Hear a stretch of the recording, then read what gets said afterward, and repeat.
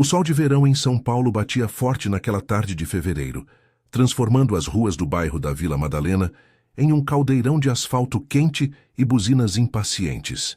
Eu, Ana, com 32 anos e 8 meses de gravidez, me arrastava pela calçada irregular, sentindo o peso da barriga como uma âncora que me prendia ao chão. Meu marido, Carlos, caminhava ao meu lado, carregando as sacolas de compras do supermercado. Ele era alto, de pele morena e sorriso fácil, o tipo de homem que todo mundo no prédio admirava por ser tão dedicado. "Vai devagar, amor, não força", ele dizia, estendendo a mão para me apoiar. Eu sorria, mas por dentro uma ansiedade sutil me roía. A gravidez não tinha sido fácil. Enjoos intermináveis, dores nas costas que pareciam facadas. E agora, com o bebê prestes a chegar, eu só queria que tudo corresse bem. Nós nos conhecemos há 7 anos, em uma festa de amigos no centro da cidade. Eu trabalhava como designer gráfica em uma agência pequena. Ele era engenheiro civil, sempre envolvido em obras que pareciam desafiar a gravidade das favelas paulistanas. Nosso casamento, 2 anos depois, foi simples na Igreja da Sé, com chuva fina caindo como bênção. Carlos era o oposto de mim, prático, otimista, enquanto eu me perdia em devaneios e preocupações. Quando engravidei, ele foi o primeiro a pular de alegria, decorando o quartinho do bebê com adesivos de nuvens e aviões. "Vai ser um menino forte como o pai", ele brincava, massageando minha barriga à noite, enquanto o rádio tocava samba enredo baixinho. Mas ultimamente algo mudara. Carlos estava mais distante, as noites em claro no escritório se multiplicando. "É o estresse do projeto novo, na Marginal Tietê", ele justificava, beijando minha testa antes de sair. Eu sentia um vazio, como se o nosso laço, outrora tão firme, estivesse se afrouxando. Ainda assim, eu confiava nele. Afinal, éramos uma família agora. O bebê era a nossa ponte para o futuro. Naquela noite, depois de guardar as compras na cozinha apertada do nosso apartamento no 3º andar, eu me deitei no sofá, exausta. O ar-condicionado zumbia fracamente, lutando contra o calor úmido que entrava pela janela aberta. Carlos preparava o jantar. Arroz com feijão e bife, o clássico de domingo, mesmo sendo terça. "Você precisa comer direito. Hanasasu, o pequeno aí dentro está crescendo", ele disse, servindo o prato com cuidado. Conversamos sobre nomes. Pedro, se fosse menino, ou Sofia, para menina. Ele riu quando eu sugeri algo mais moderno, como Liam. "Aqui em São Paulo a gente mantém as raízes, né? Nada de gringo." Eu ri também, mas o riso morreu quando uma contração leve me pegou de surpresa. "Ai, Carlos, acho que está começando." Ele largou tudo, os olhos arregalados de empolgação e medo misturados. "Sério, vou pegar a mala." A mala da maternidade estava pronta há semanas no armário do quarto. Roupinhas minúsculas, fraldas, documentos. Ele me ajudou a levantar e descemos as escadas devagar, o elevador do prédio teimoso como sempre. Na rua, o trânsito era um caos, carros buzinando, motos zigue-zagueando entre os táxis. Pegamos um Uber e o motorista, um cara de meia-idade com sotaque nordestino, comentou: "Primeiro filho? Relaxa, minha mulher teve 3 assim, no meio da correria." O hospital ficava na Zona Sul, no Hospital das Clínicas, um monstro de concreto que engolia histórias de dor e esperança todos os dias. Chegamos lá por volta das 9 da noite, o céu já escuro, salpicado de luzes da cidade que nunca dorme. As contrações vinham em ondas, cada uma mais forte, me fazendo suar frio apesar do ar fresco do saguão. Carlos segurava minha mão repetindo: "Respira, amor. Você é forte. Eu tô aqui." Os médicos nos levaram para a triagem rápida. Uma enfermeira simpática mediu minha pressão, auscultou o bebê. "Tudo normal, senhora. Dilatação de 3 centímetros. Pode ser logo." Instalaram-me em uma sala de pré-parto, com paredes brancas e cheiro de antisséptico que me dava náusea.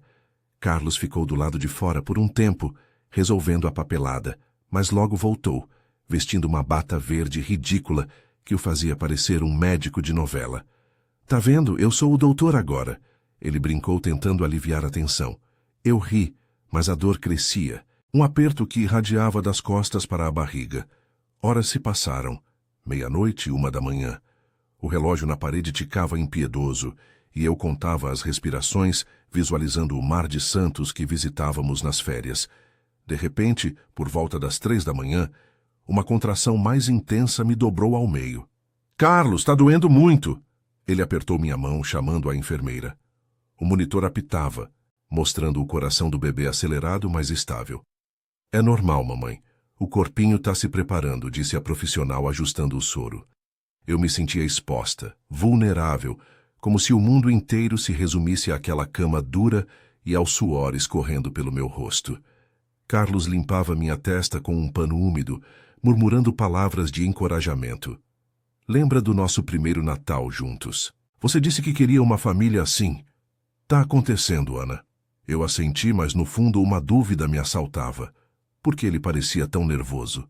Seus olhos, sempre tão confiantes, agora fugiam dos meus por instantes. Talvez fosse só o cansaço. As contrações se intensificaram, e o médico de plantão, um homem de barba grisalha e voz calma, anunciou: "Vamos para a sala de parto. Tá na hora." Me transferiram para a maca, rodas rangendo no piso frio.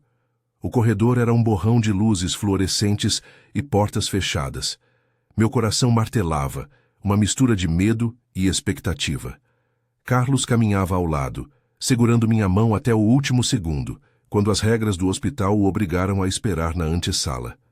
"Eu te amo, Ana. Vai dar tudo certo", ele disse, beijando meus dedos. Na sala de parto, o ar era mais frio, quase gelado, e o cheiro de borracha e metal preenchia tudo. A equipe se movia com eficiência. Máscaras, luvas, instrumentos brilhando sob as lâmpadas cirúrgicas. Eu me posicionei, pernas apoiadas nos estribos, sentindo-me como uma boneca quebrada. "Empurra na próxima, Ana, você consegue", incentivava a obstetra, uma mulher de uns 40 anos com mãos firmes. O suor escorria. A dor era um fogo que consumia tudo. Eu gritava, xingava o mundo, pedia por Carlos. Então, veio a contração final, a mais brutal. Empurrei com toda a força, sentindo o corpo do bebê descer, rasgando-me por dentro. E foi aí, no ápice da agonia, que senti aquilo. Um chute seco, como um soco interno, diferente de tudo que eu imaginara. Não era o movimento suave do bebê que eu conhecia das últimas semanas. Era algo bruto, vazio, como se o ar tivesse sido sugado da minha barriga. Meu corpo tremeu, e um pavor gelado me invadiu. "O que foi isso?" pensei, enquanto o choro do bebê ecoava pela sala, fraco, hesitante, mas vivo. A obstetra ergueu o pacotinho rosado, cortando o cordão com precisão. "É uma menina, parabéns." Mas eu mal ouvia. Meu olhar fixava no vazio, o peito arfando. Naquele instante, soube. Soube que algo mudara para sempre. Carlos. Ele nunca mais seria o mesmo. Nunca mais. Os primeiros raios de sol da manhã filtravam pelas persianas da maternidade, pintando listras douradas no lençol branco que me cobria. Eu piscava devagar, o corpo ainda dolorido, como se tivesse sido atropelado por um caminhão da coleta de lixo paulistana. Sofia, decidimos pelo nome dela ali mesmo, no calor do momento, dormia no berço ao lado, um pacotinho frágil com tufos de cabelo escuro e pele rosada que cheirava a sabonete de bebê. A obstetra havia me tranquilizado. "Tudo normal, mamãe. Foi um parto natural, sem complicações. Descanse agora." Mas o descanso não vinha. Aquela sensação do chute seco ainda ecoava em mim, como um eco distante de um trovão no céu nublado de outono. A porta rangeu, e Carlos entrou, os olhos inchados de uma noite mal dormida, mas com um sorriso que iluminava o quarto estéril. Ele carregava um buquê de margaridas do vendedor da rua, aquelas flores baratas que brotam nas calçadas da Avenida Paulista. "Ei, minha guerreira, olha só para ela. É perfeita."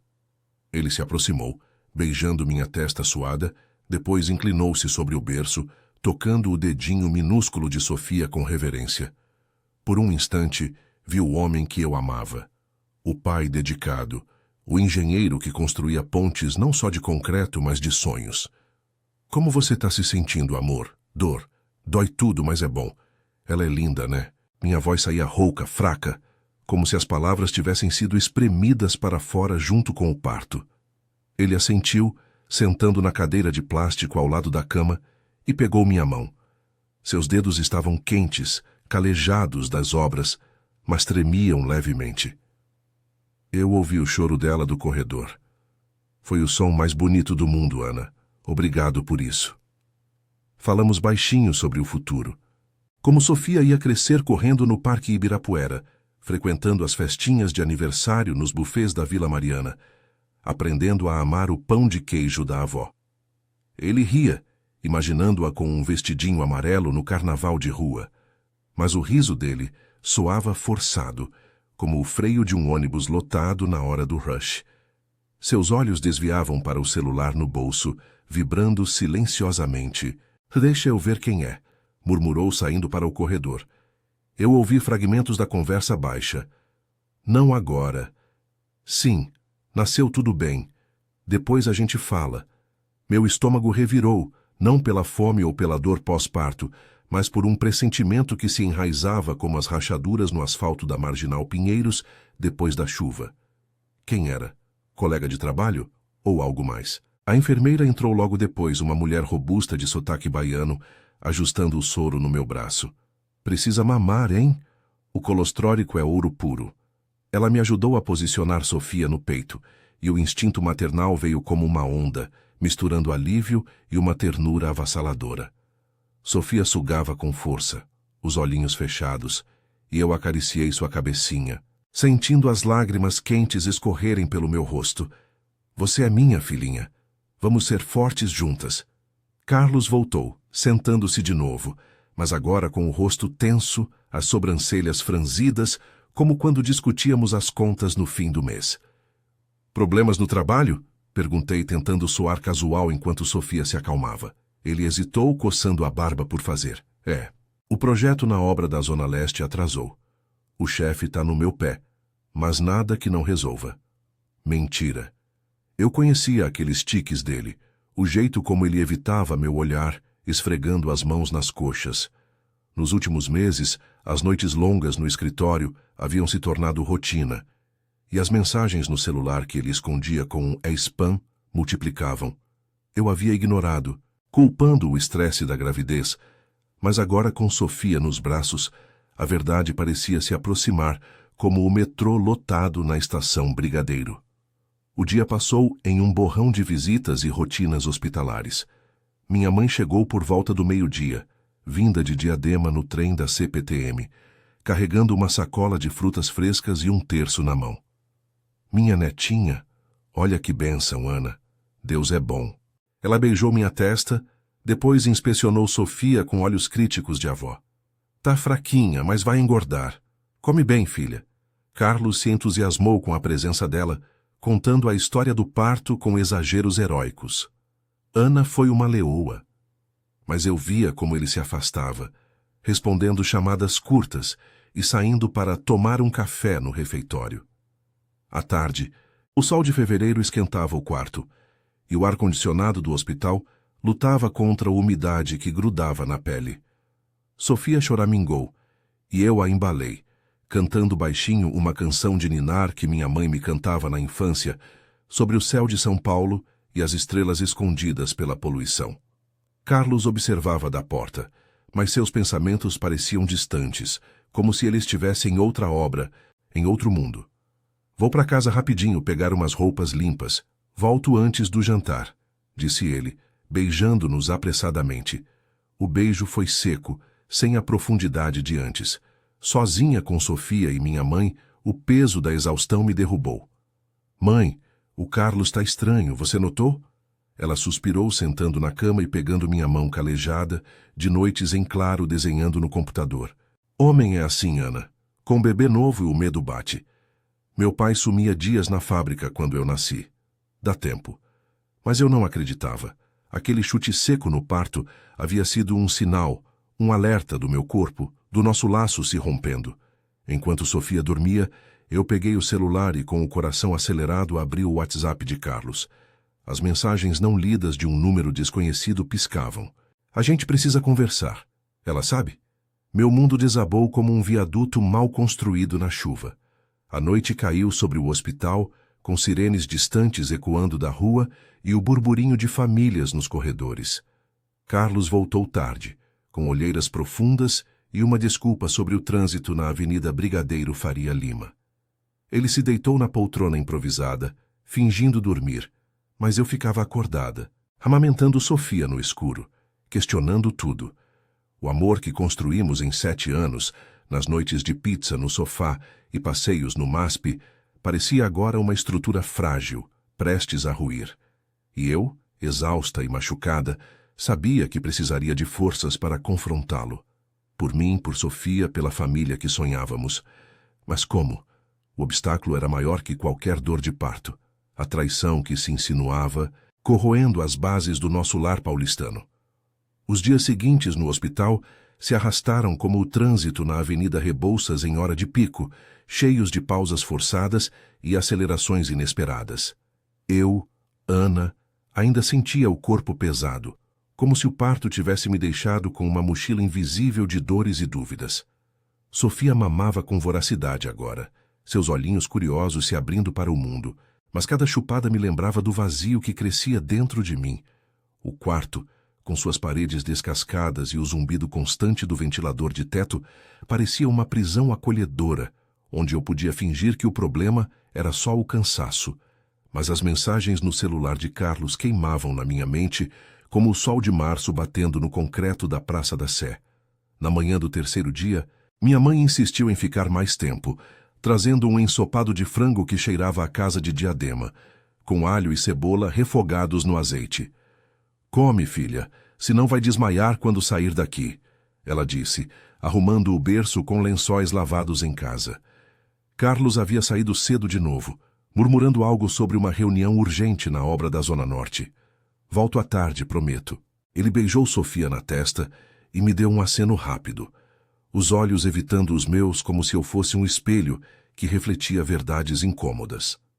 O cheiro do perfume dele, aquele cítrico barato que ele usava desde o namoro, ficou no ar, misturado ao odor de desinfetante me deixando nauseada. Sozinha com minha mãe, o peso da descoberta me sufocou. "Mãe, eu vi uma mensagem no celular dele, de uma mulher, acho, dizendo que ela sabe e que precisam conversar." As palavras saíram baixinho, como se o hospital inteiro pudesse ouvir. Minha mãe parou de dobrar as roupinhas, seus olhos castanhos, iguais aos meus, se enchendo de uma tristeza antiga. Ela se sentou na beira da cama, pegando minha mão calejada de tanto apertar o mouse no trabalho. "Ai, Ana, eu suspeitava. Ele tá mudado desde o ano passado, quando começou esse projeto novo. Lembra das noites que ele chegava com cheiro de cigarro, mesmo dizendo que parou?" Eu assenti, sentindo as lágrimas quentes escorrerem pelo rosto inchado. Como eu fui cega, mãe. Com a barriga crescendo, eu ignorei tudo. E agora, com a Sofia aqui, o que eu faço? Ela me abraçou. O corpo macio e reconfortante, cheirando a sabonete de coco e suor de viagem no trem.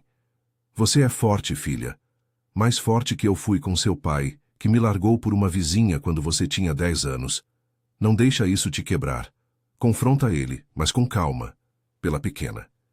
Suas palavras eram como um bálsamo, ancorando-me na realidade paulistana, onde famílias se desfaziam nos divórcios barulhentos dos prédios da Liberdade, mas outras renasciam nos churrascos de domingo no Parque do Carmo. Pela primeira vez desde o parto, senti um vislumbre de força, não a dor bruta do chute seco, mas uma determinação quieta, como o metrô que segue apesar dos atrasos. A alta veio à tarde, sob um céu cinzento que prometia chuva, típico do outono que se aproximava. Carlos nos buscou de carro, o Fiat velho rangendo nas lombadas da rua do hospital. Sofia choramingava no bebê conforto, e eu a acalmei com uma mamadeira de leite que a enfermeira havia preparado. O trânsito na Radial Leste era um inferno. Caminhões de carga buzinando, motos cortando como facas e o rádio tocando notícias de enchentes na periferia. "Desculpa o atraso, amor. A obra tá um caos com essa garoa que não para", ele disse, a mão no volante suada. Eu observava seu perfil, a barba por fazer e o maxilar tenso, e decidi esperar. Em casa, talvez, onde as paredes do nosso apartamento na Vila Madalena guardassem as memórias felizes. Chegamos ao prédio por volta das 6. O elevador finalmente funcionando depois de dias de reclamações no síndico. O apartamento estava como deixamos. A cozinha com pratos sujos na pia. O quartinho do bebê iluminado por uma lâmpada fraca, com os adesivos de nuvens que Carlos colara com tanto cuidado. Ele me ajudou a instalar Sofia no berço, depois preparou um chá de camomila. Gesto atencioso, mas mecânico. Quer que eu chame a Carla para te ajudar? Ela tá livre hoje, sugeriu mencionando minha melhor amiga, designer como eu, que morava no Brooklyn. Eu hesitei, mas assenti. Precisava de apoio, e Carla sempre fora a voz da razão nas minhas crises. Enquanto esperava, sentei no sofá gasto, o corpo doendo a cada movimento, e liguei para ela. Ana, como tá a princesinha? Chego em meia hora, com pizza e vinho sem álcool. Sua voz animada, com o sotaque leve de quem cresceu no interior de São Paulo, me fez sorrir pela primeira vez em dias. Carlos saiu para o mercado, alegando falta de leite em pó, e eu usei o tempo para vasculhar o celular dele, que esquecera na mesa de centro. Mais mensagens. Carlos, não posso mais esperar. A Ana vai descobrir tudo quando você vai assumir. O nome era Fernanda, com foto de perfil de uma mulher loira, sorrindo em uma praia de Ubatuba. Meu coração acelerou como o apito de um trem na estação da luz. Traição confirmada, corroendo 7 anos de cumplicidade. Carla chegou com as caixas quentes de pizza de mussarela, o aroma preenchendo o ar úmido da sala. Ela era baixinha, de cabelos cacheados e óculos grandes, o tipo de amiga que carregava o peso das confidências sem julgar. Abraçou-me forte. Depois pegou Sofia no colo, balançando-a com maestria. Olha que lindeza. Agora me conta tudo, porque seu rosto tá pior que o trânsito na Castelo Branco. Eu desabei, mostrando as mensagens, as lágrimas misturando-se ao vapor da pizza. Ele me traiu, Carla. No meio da gravidez, enquanto eu sofria sozinha. Como eu crio ela assim? Ela me ouviu em silêncio, mastigando devagar, os olhos faiscando de raiva contida. Primeiro, respira. Você não tá sozinha nisso. Eu ajudo com a Sofia e sua mãe também. Segundo, confronta ele hoje. Não deixa isso ferver como panela de pressão na cozinha de apartamentos velhos. Suas palavras práticas, enraizadas na vida real de São Paulo, onde mulheres como nós equilibravam jobs freelance, contas de luz caras e corações partidos, me deram coragem. Pela Sofia, eu precisava lutar, transformar a dor em crescimento, como as árvores que brotam nas rachaduras do asfalto da Faria Lima. Carlos voltou com as sacolas, o rosto surpreso ao ver Carla. Ei, tudo bem? Ela se levantou, educada, mas firme. Tudo, mas a Ana precisa falar com você, sozinhos. Ele empalideceu, largando as compras na bancada. Carla pegou Sofia e saiu para o corredor, dando-nos espaço. O ar entre nós ficou denso, como a fumaça de um incêndio na Serra da Cantareira. O que foi, Ana? Por que essa cara? Eu respirei fundo, o peito apertado pela amamentação recente, e mostrei o celular. Quem é Fernanda? E por que ela sabe de tudo? Ele desabou na cadeira, as mãos cobrindo o rosto, o corpo tremendo como folhas no vento da Avenida Paulista. Merda, Ana. Foi um erro. Ela era da equipe da obra. A gente se aproximou nas noites longas. Mas eu te amo, juro. Foi só. Estresse. As desculpas saíam atropeladas, como ônibus na chuva, mas eu via a verdade nos olhos dele. Culpa, medo, o fim de uma ilusão. Gritei as palavras ecoando no apartamento pequeno. Estresse, enquanto eu carregava nossa filha, sentindo chutes e dores, você destruiu tudo, Carlos. Ele chorou, pedindo perdão, prometendo terapia, mudança de emprego. Mas o laço estava rompido, como o viaduto que desabara anos atrás na Zona Leste. Naquela noite, com Sofia dormindo e Carla de volta para um ombro amigo, eu me sentia exausta, mas mais viva. O obstáculo da traição me forçava a crescer, a priorizar a maternidade sobre o casamento em ruínas. Minha mãe ligou, oferecendo o quarto dela em Diadema para os primeiros dias em casa. Vem pra cá, filha. A gente reconstrói juntas. E eu soube que sim. O chute seco fora o despertar, e agora, com apoio ao redor, eu ergueria uma nova ponte, forte o suficiente para Sofia atravessar. A chuva começou a cair lá fora, lavando as ruas da Vila Madalena, e eu fechei os olhos, imaginando um futuro incerto, mas meu.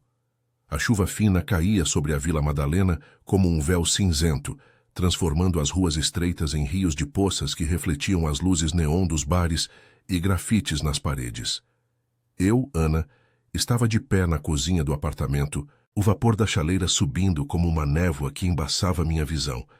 Sofia choramingava no berço improvisado na sala, um som agudo que cortava o ar úmido da noite.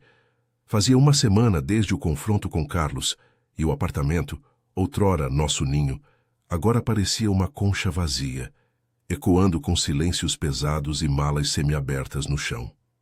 Carlos havia saído na manhã seguinte, depois de uma noite de discussões sussurradas para não acordar Sofia.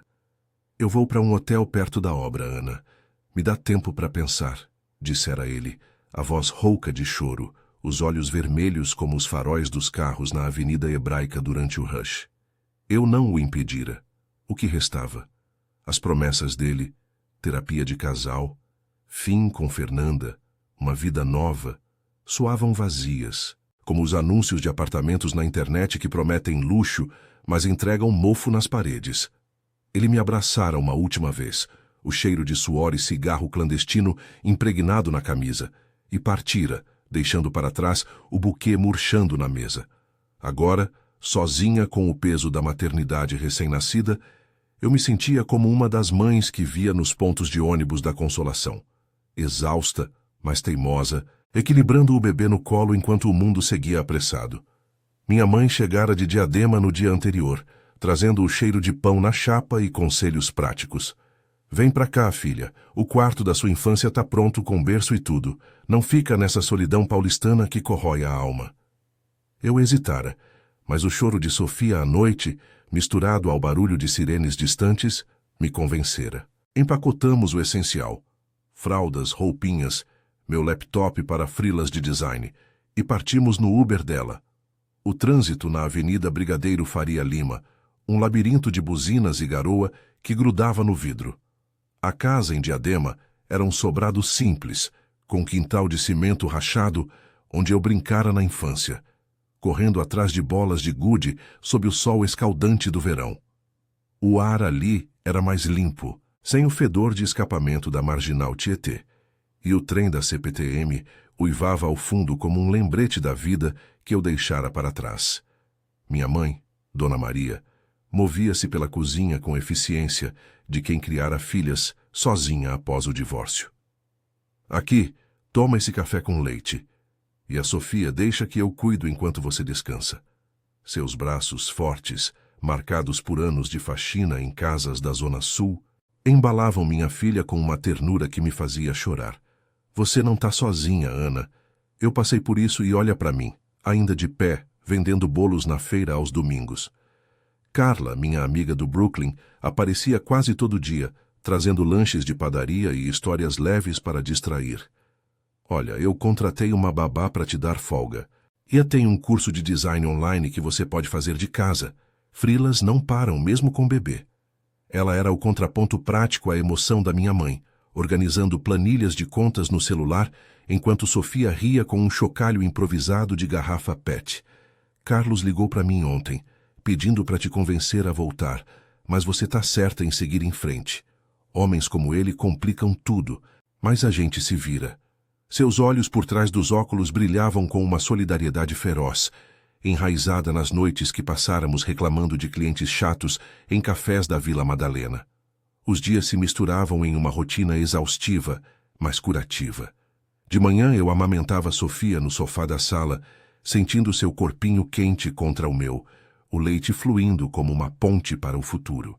O chute seco do parto ecoava em minha memória não mais como dor, mas como um divisor de águas, o momento em que o instinto maternal me alertara para a fragilidade do nosso casamento. Carlos ligava esporadicamente, mensagens curtas no WhatsApp. Como tá a Sofia? Eu sinto falta de vocês. Eu respondia friamente, focando nos detalhes práticos. Divisão de bens, pensão, a papelada do divórcio que o advogado da família, Um tio distante de Santo André preparava. Eu cuido dela, Carlos, mas você perdeu o direito de ser o pai que sonhávamos. Um obstáculo veio na segunda semana. Uma infecção pós-parto que me deixou febril. O corpo ardendo como o asfalto quente da Avenida Paulista em janeiro. Minha mãe cancelou a feira. Carla trouxe remédios e sopa de legumes. E até uma vizinha idosa, Dona Rosa, apareceu com chás de boldo. Mulher forte aguenta, menina. Eu criei 5 sozinha depois que o marido fugiu para o interior. Deitada na cama, com Sofia ao lado em um berço de vime, eu sentia o medo apertar o peito. E se eu não desse conta? Mas o apoio delas era como as redes de vizinhança nos morros de São Paulo, invisíveis, mas essenciais, tecendo uma teia que me erguia. Aos poucos o crescimento veio. Comecei a pegar freelas pequenos desenhando logos para lojinhas de pinheiros no laptop da sala, enquanto Sofia dormia no carrinho. O apartamento na Vila Madalena foi alugado para um casal jovem, o dinheiro ajudando nas contas. Carlos assinou os papéis do divórcio em uma tarde chuvosa no cartório da Liberdade, o rosto magro e abatido, murmurando um desculpa que soava verdadeiro, mas tarde demais. Eu nunca mais serei o mesmo, Ana. Você me mudou, mas eu te machuquei. Eu assenti, sem ódio, só uma tristeza quieta. Ele visitaria Sofia quinzenalmente, sob supervisão inicial, reconstruindo aos poucos o papel de pai. Meses se passaram, e o outono deu lugar ao inverno úmido de São Paulo, com neblina que envolvia Diadema como um abraço protetor. Sofia engordava, seus primeiros sorrisos iluminando a casa como os enfeites de Natal no shopping metrô Tatuapé. Eu me matriculei em um curso de ilustração digital, sonhando com uma agência própria, talvez no coração da cidade. Minha mãe e Carla eram pilares, jantares coletivos com feijão tropeiro e piadas sobre o trânsito. Passeios no Parque da Independência, onde Sofia descobria a grama úmida. O vazio deixado por Carlos se preenchia com independência. Eu dirigia sozinha para entregas de trabalho, sentia o orgulho de pagar as contas sem depender. Uma noite, enquanto a chuva tamborilava no telhado de zinco, eu embalei Sofia cantando baixinho, o mesmo samba-enredo que Carlos tocava antigamente. Você me deu força, filhinha. Aquele chute foi o começo de uma nova vida. O nunca mais do título da nossa história não era só perda, era renascimento. Carlos nunca mais seria o marido perfeito. Mas eu, Ana, era agora a mulher inteira, tecendo uma família de raízes fortes, como as árvores que resistem às enchentes da Tietê. São Paulo, com sua correria impiedosa e corações resilientes, me ensinara isso. Das cinzas de uma traição, brota uma mãe invencível. E assim, sob o céu estrelado escondido pela poluição, eu sorri para o futuro, pronta para o que viesse.